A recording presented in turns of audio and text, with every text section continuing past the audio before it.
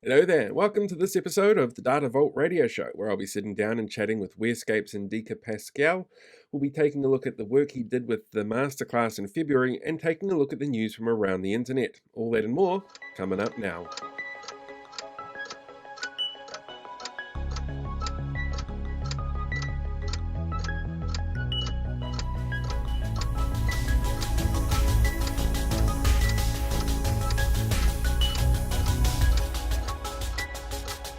Welcome to episode 8 of the Data Vault Radio Show. In this week's episode, we're going to be taking a look at some interesting bits of news that are popping up from around the internet. I'm going to sit down and have a bit of a chat to Endika Pascual, who works with Wherescape, who are one of the biggest sponsors of the Data Vault Innovators community, which is a free community for people who work in the data management industry. The link is popping up on the screen at the moment and it's in the description. Please feel free to come along and have a chat, join the community, and get to know some other people from within the industry. On top of that, we're going to be taking a look back at something from our February masterclass this year, which is also one that Endika was in, showcasing his expertise in the field of automation. Of course, all of that's going to happen after we deal with the news, so let's jump over to that. This week's news is brought to you by Wherescape. Wherescape helps IT organizations leverage automation to design, develop, deploy, and operate data infrastructure faster. More than 1,200 customers worldwide rely on Wherescape automation to eliminate hand coding and other repetitive, time-intensive tasks to deliver data warehouses, vaults, lakes, and marts in days or weeks rather than in months or years. Wherescape has global operations in the United States, United Kingdom, Singapore, and New Zealand, and can be found online at wherescape.com. Now let's jump into the news. Big ID pioneers breakthrough patent for its technology to accelerate data curation and cataloging. It was announced this week that Big ID had been awarded a patent for its technology that automatically identifies and eliminates duplicate, similar, and redundant data for AI use cases, improving data hygiene and simplifying data curation, while reducing the attack surface and minimizing data storage costs. This sounds very much like a company to keep an eye on in the description below, as well as over on the Data Vault Innovators Community Forum. In an unprecedented move this week, the European Parliament passed the Artificial Intelligence Act, or AI Act, a comprehensive set of regulations governing AI. The Act categorizes AI technologies into 4 levels of risk and imposes compliance requirements for transparency, accountability, and respect for fundamental rights. The legislation prohibits certain uses of AI that are considered a threat to citizens' rights and freedoms. The Act has elicited diverse responses from the technology sector and legal community, with some applauding the framework for providing a structured approach to AI development, and others expressing concern about the potential for stifling innovation. The Act has the potential to set a new global benchmark for AI regulation and could inspire other countries to adopt similar frameworks, contributing to a more standardized approach to AI governance worldwide. For more on this, check out the article by Alex McFarland at the Unite AI site, which is listed with the links below. Figure AI is making waves in the field of robotics, especially with its development of Figure O1, or Figure O1, the world's first commercially viable autonomous humanoid robot. This innovation is a blend of human form factor and cutting edge AI, designed to operate across various sectors such as manufacturing, logistics, warehousing, and retail. With a height of 5'6", a payload capacity of 20 kilograms, and a weight of 60 kilograms, Figure 01 can move at speeds of up to 1.2 meters per second and has a runtime of 5 hours powered electrically. A significant aspect of Figure AI's journey is its strategic partnership with BMW, making a groundbreaking shift in industrial automation by introducing humanoid robots into BMW's manufacturing plants. We're particularly intrigued by the recent demonstration of Figure 01's speech-to-speech reasoning. Here, have a listen to this conversation. Hey Figure 1, what do you see right now? I see a red apple on a plate in the center of the table, a drying rack with cups and a plate, and you standing nearby with your hand on the table. Great, can I have something to eat? Sure thing.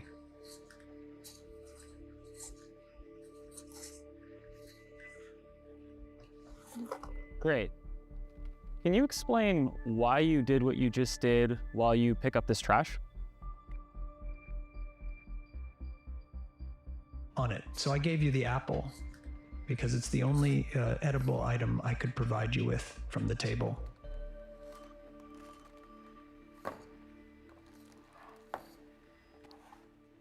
Great. So, based on the scene right now, where do you think the dishes in front of you go next?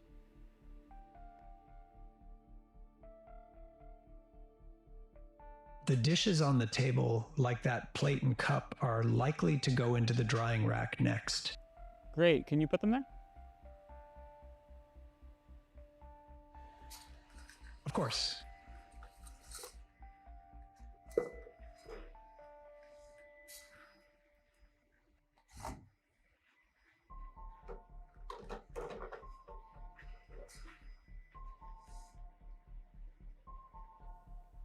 All right. So, how do you think you did? I, I think I did pretty well. The apple found its new owner, the trash is gone, and the tableware is right where it belongs. I agree. Thanks, Figure One. You're welcome. If there's anything else you need help with, just let me know. It's a fascinating demonstration, certainly of how natural language processing is coming along. The way Figaro 1 hesitated and mimicked the thoughtful tone is certainly impressive. Interestingly, being able to load a dishwasher is considered one of the informal tests for AGI, or Artificial General Intelligence, and we can start to get a sense of where robot assistants could play a role in manufacturing assembly lines and the need for operations in hazardous or difficult to access areas.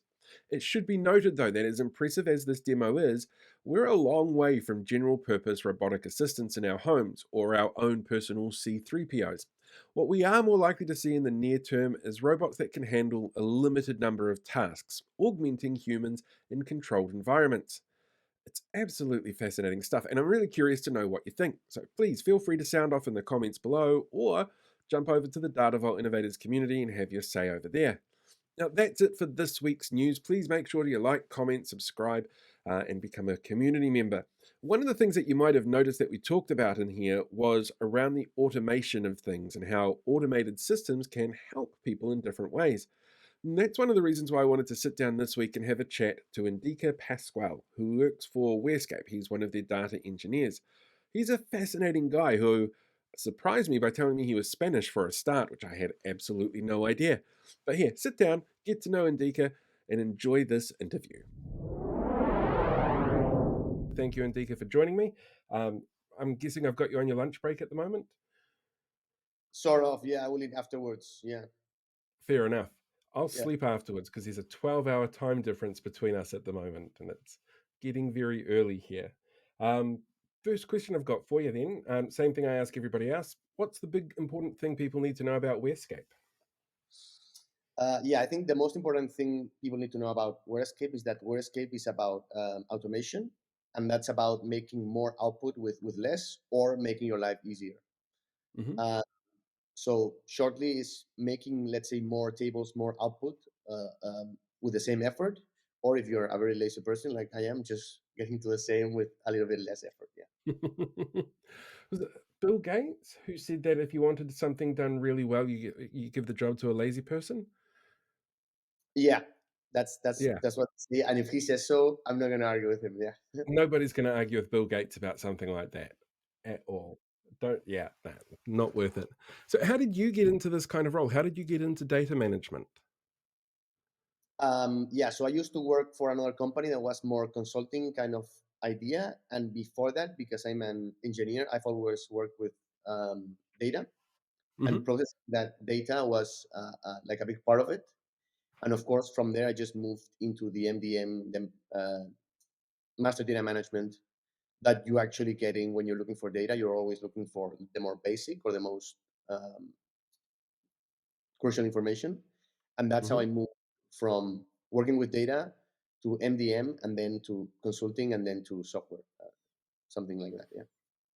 It sounds like a few leaps along the way to get there. Yeah. Yeah, it is. But I think it's a very natural way to, I mean, we all end up looking for the same things, which Hmm. are the most basic things, operational things that companies need, um, because that's where we will get most of our insights anyway. Yeah. Yeah, that's very true. So, what do you do to unwind then?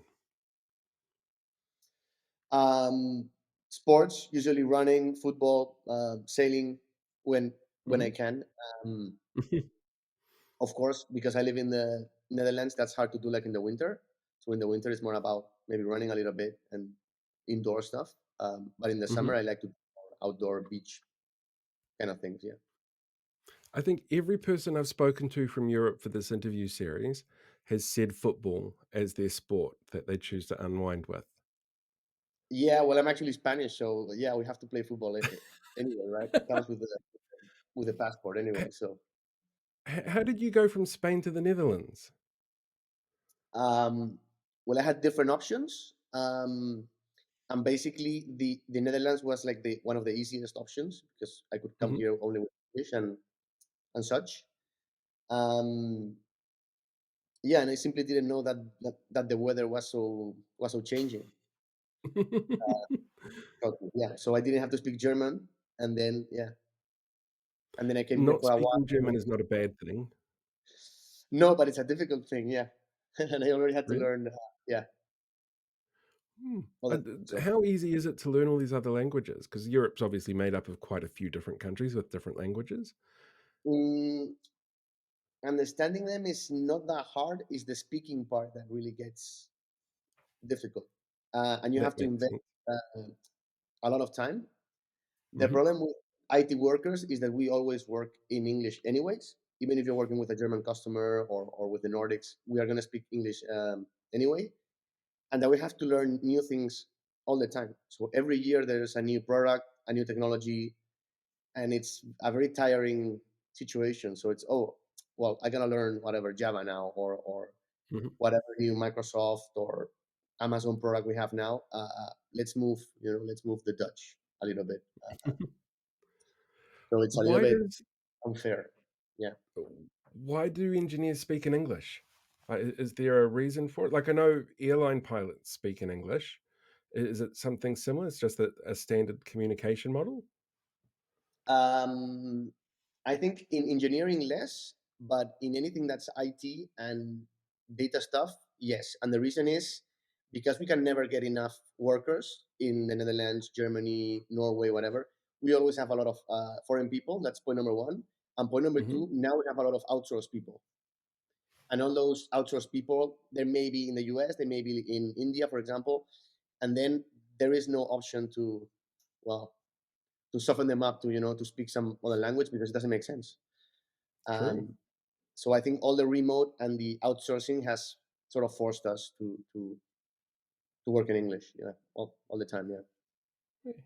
Which football team do you support then? Um, I used to support Valencia, which is my hometown football team, and here sometimes I'm able to go to the stadium. So Ajax, it's easier to support Ajax because they usually win, though this year they're not doing all that well. Fair, Um, yeah, very fair. I noticed the lisp with Valencia. Is that how it's pronounced? Valencia? yeah. Well, we used to do quite well a few years back, but now it was taken over by another investor and so on, and we are like on the mid table, and they owe a lot of money, like always. So Spain football money is lost. uh, um, but they're on it. I think. I mean, it will not last forever, I guess. So I hope they can pick up. Nothing does. Yeah, We're like that with rugby here, and our team, the All Blacks, they won the first ever Rugby World Cup, and ever since then, there's just an expectation from New Zealanders that they're going to win every Rugby World Cup. I think they've only won twice out of the last sort of 40 years that it's been running. But yeah, it's quite a yeah, fascinating thing that it becomes part of the psyche that your team has to be the one to win because they've always done relatively well, but all teams go through ups and downs.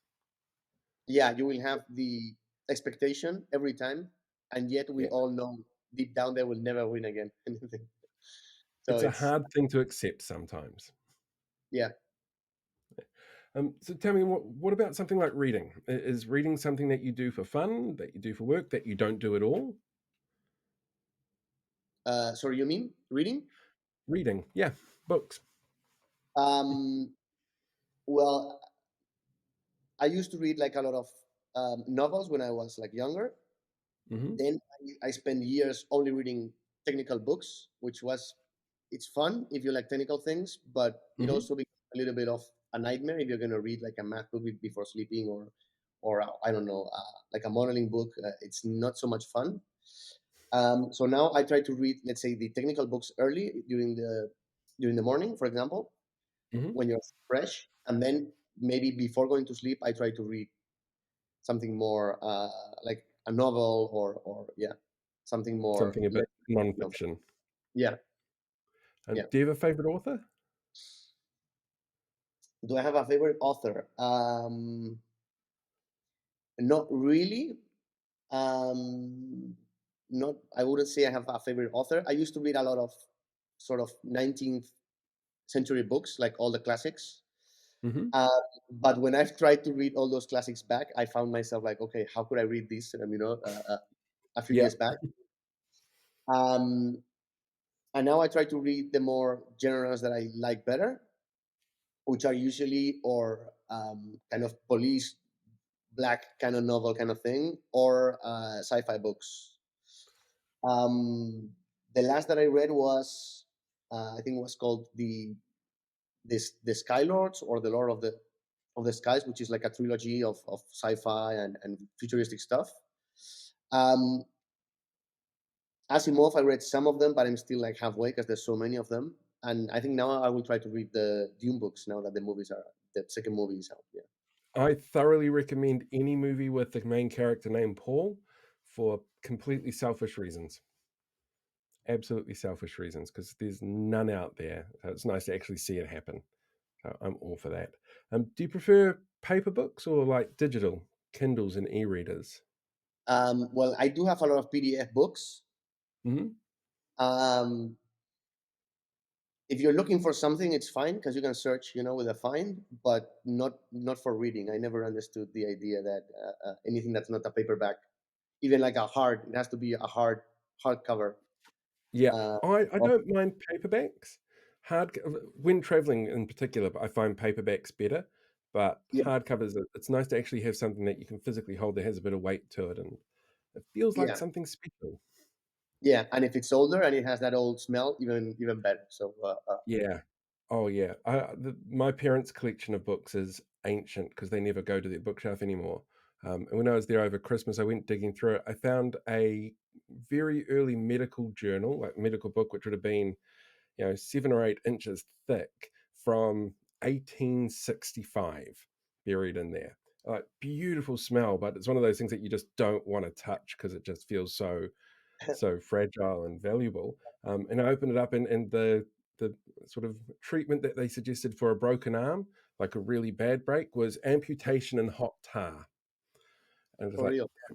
yeah, I'm just really glad that we don't have to deal with that anymore. Like it's medicine's moved on a little bit since then, hopefully. Yeah, it's beautiful to see that kind of stuff out there. I love old school books. Um, do you have a favorite piece of science fiction then? Um, I think probably the Blade Runner movies. Yeah, is my favorite. Great It's choice. a very iconic cliche kind of thing, but yeah, Oh it no, I has. think the cliche Star Wars, because everybody loves Star Wars. Everyone I've spoken to loves Star Wars, but Of course, it's more of wannabe kind of thing. We all like have such a big expectations yeah, about them. Now there's like 12 movies or something, who and they knows? never to be that good. Whereas I think something like the Blade Runner, it had an aesthetic and an influence over Mhm. movies that's like an unparalleled thing. And even though it's a very old movie, especially the first one, you can see it again and again, and it will never look old. It has some sort of aesthetic that will never. Whereas any 80s movies, or maybe even like a 90s movies, most of them are gonna look dated. Mhm. Whereas Blade Runner is a movie that will never look dated and will always be, or that's Yeah, what I think. it's a beautiful world that Ridley Scott created. Like it's absolutely stunning. It aged so well, but I think also the fact that there's like 5 different versions of the film out there also helps people sort of remember it differently every time they watch it, because they might be watching a slightly different version. They might be watching the version with the narration or with the end scene tagged on with the unicorn. Like there's so much to it that you can get from it, and so many different ways that you can get something out of it. I think it's brilliant for that kind of storytelling now, so that you don't really see a lot these days.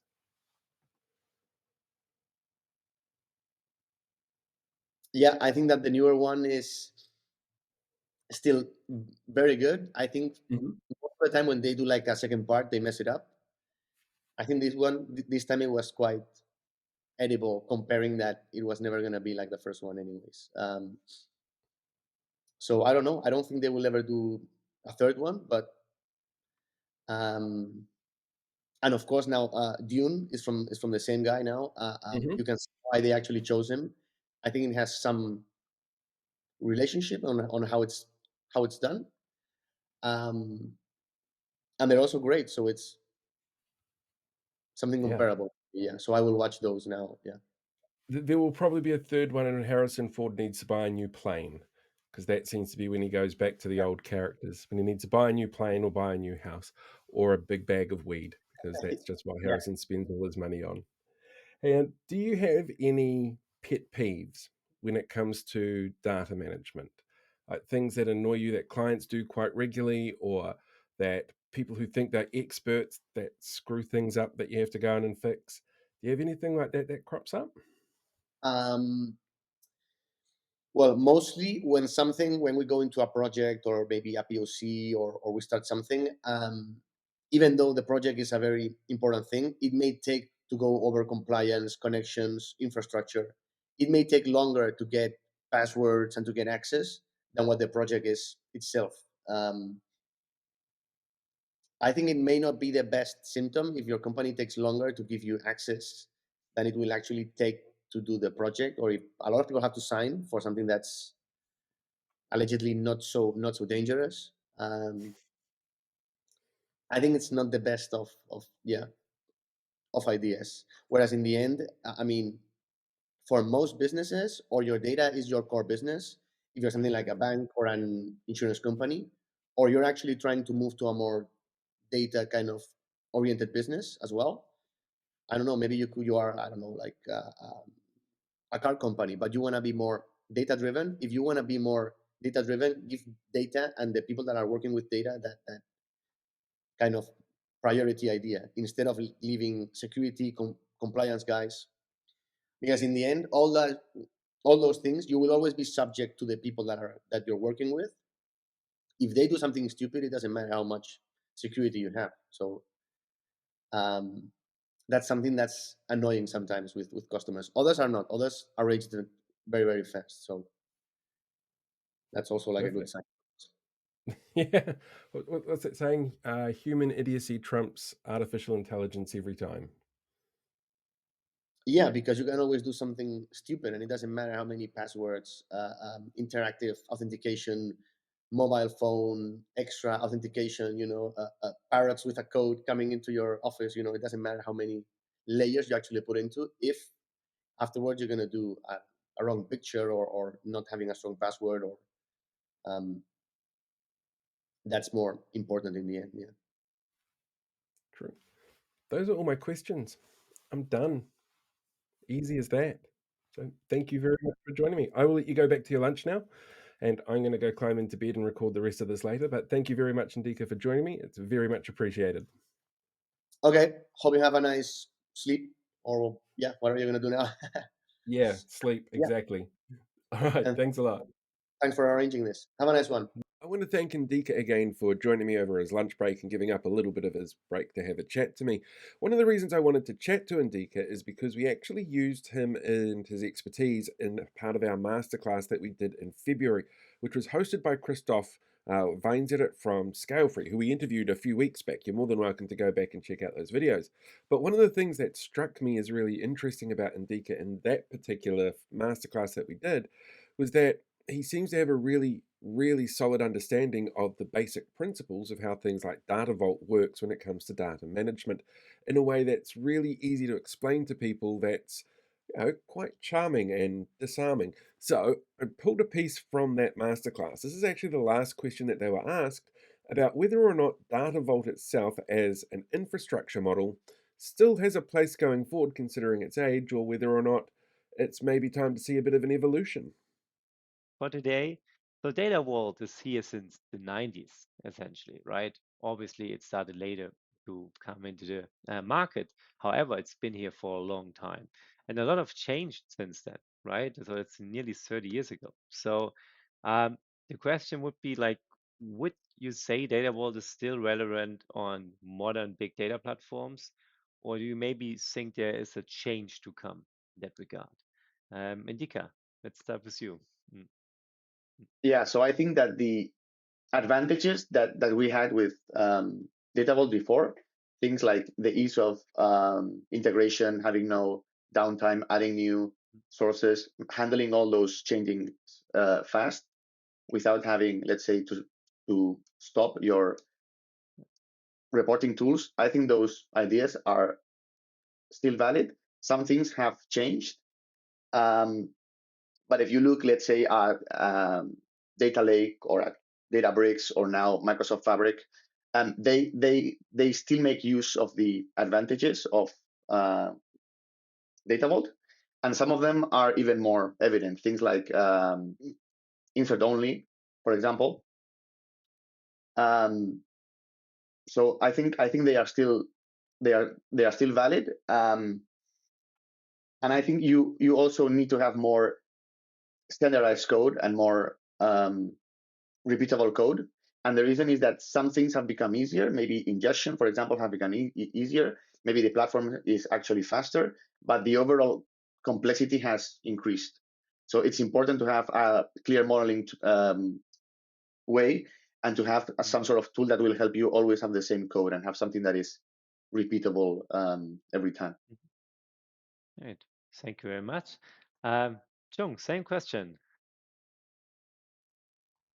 Yes, I think data vault will stay relevant for a very, very long time in the modern day and age of big data. So I actually just looked it up. Mm, The term big data was coined in the early 90s yeah, when data vault was born. So yeah. I'm not sure, in the history of data vault how it was invented, but I'm sure that it was invented to cater to the needs to handle big data. So huge data volume, scalability, um, different data formats, and so on, velocity, right? Um, so as you know, enterprise data grows, data vault can cater to that to their needs because it was invented with the scalability, flexibility in mind, while maintaining reliability and auditability. So it's I think it's gonna be here to stay for a Mm, very long time. If anything, data vault is adapted then to cater to the other, let's say, buzzwords or the other trends in the industry. mhm, For example, data lakehouse or data mesh.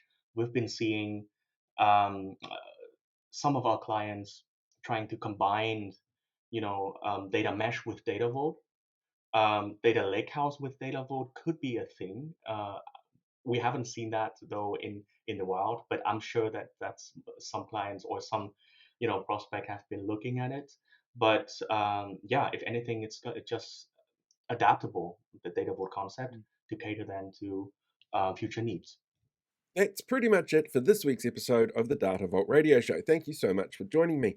I also want to thank Endika for joining me for this week's interview. I honestly had no idea there were so few sailing opportunities where he is. On top of that, don't forget to go and join us at the Data Vault Innovators Community Forums. They are free to enter, free to join. It's great to meet everybody else that's out there working within the data management industry. And there's links down in the bio. Also, next weekend, well, it's Easter weekend for those of you that celebrate it. So, we're going to do something a little bit different with the episode. We're going to take a look at the meetups that have happened over the last couple of weeks, because there was the summit in London last week that was put on by Scale Free and Coalesce, and there was a meeting and live recording of the masterclass in Melbourne, Australia.